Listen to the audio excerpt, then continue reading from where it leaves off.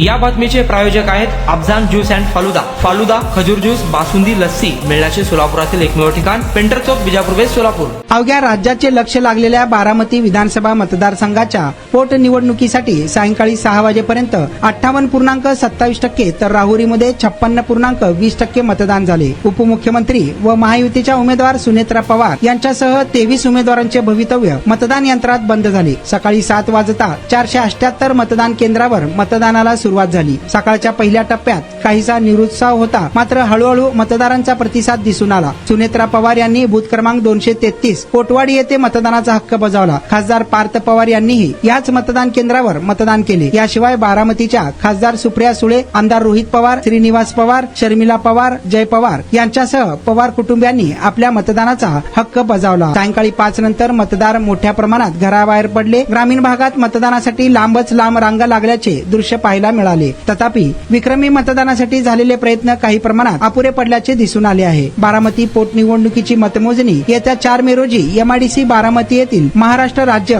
वखार महामंडळाच्या गोदामात होणार आहे.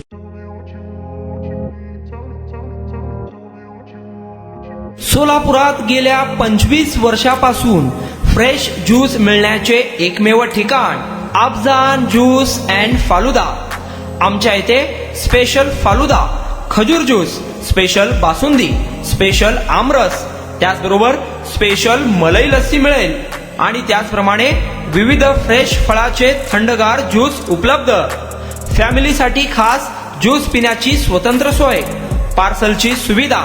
आता घर बसल्या झोमॅटोवर ऑर्डर करा अफजान ज्यूस अँड फालुदा.